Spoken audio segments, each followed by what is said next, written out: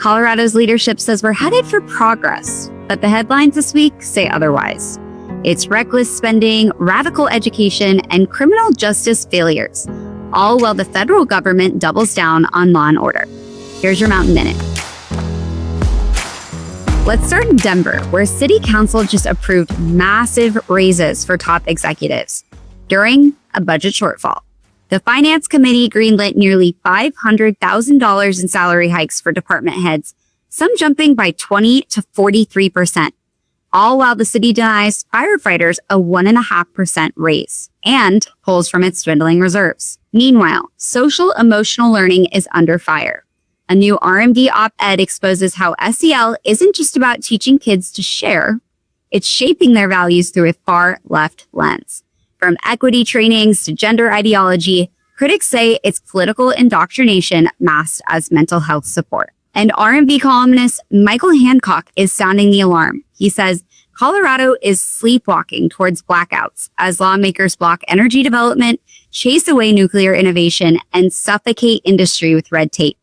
His warning, we're trading prosperity for virtue signaling. Over in Aurora, outrage is growing after an undocumented, unlicensed teen got probation in a deadly crash. The 15-year-old killed 24-year-old Caitlin Weaver while speeding through a neighborhood at 90 miles per hour. Her family says prosecutors originally promised no plea deals, but reversed course after a leadership change.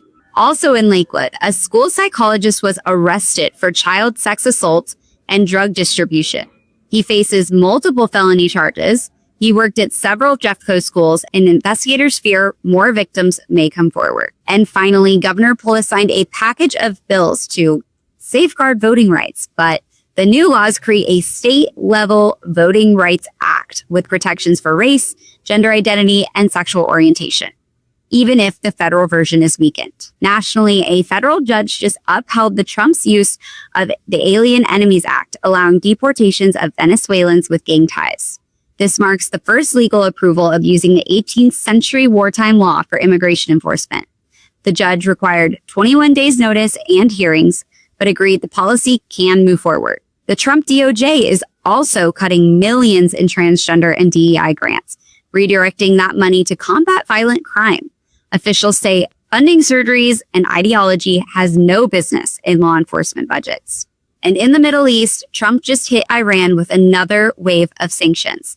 After a fourth round of nuclear talks, the U.S. cracked down on oil front companies tied to Iran's regime and terrorist proxies. The message, no deals without disarmament. That's your Mountain Minute. For sharp, unfiltered news, subscribe now at RockyMountainVoice.com. And stay in the fight, folks. I'm coming in live here from Miami, Florida, where the sun is going down, so we'll see you tomorrow.